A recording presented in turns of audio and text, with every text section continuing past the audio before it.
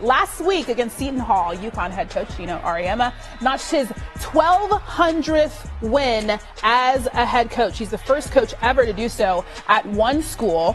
That puts him at second in wins as a head coach ever, passing the late, great Pat Summitt, and just 8 wins behind Tara Vanderveer, who, of course, is still racking up wins as well. Rebecca got to catch up with her former head coach earlier today.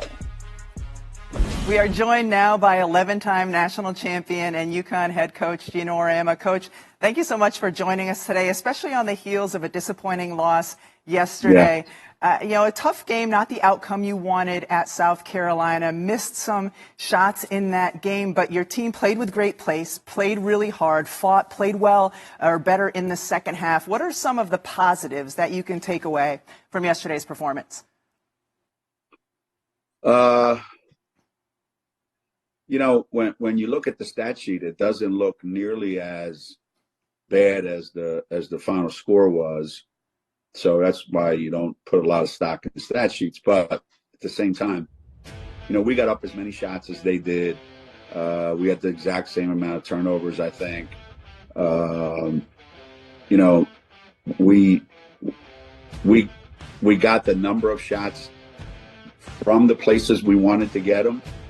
I didn't like necessarily the way they came, and that they had a lot to do with that. But I like the pace that we played at. We just couldn't sustain that pace.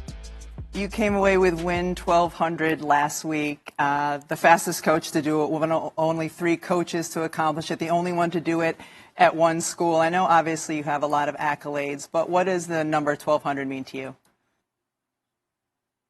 Well, because a couple other people have already done it, that kind of made that number a milestone. And I think the success, when you think about how many great players have come through here, and how fortunate I've been to coach those players, to be at one school where it's really, really important. That women's basketball is as high a priority as it can be.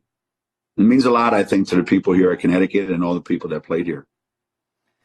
Coach, we've about just over a month until Selection Sunday. Where does your team need to improve most to have the kind of success that you want to have in March?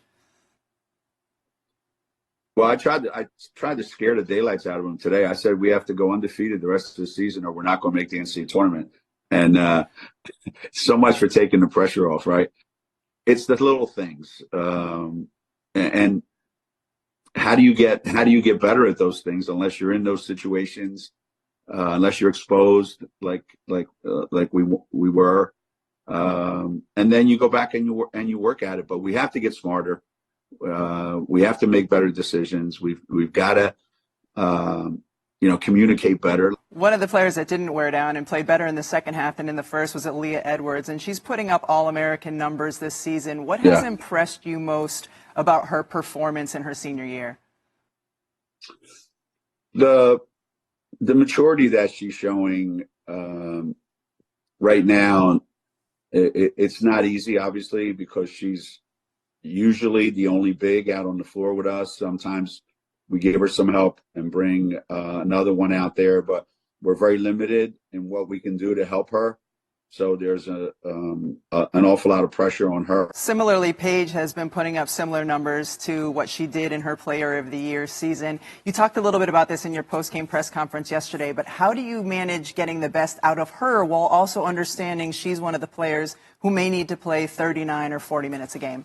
It's great, but the nights when Paige has to do too much on the perimeter to compensate, that just takes its toll over a period of time. But that's the situation that we're in.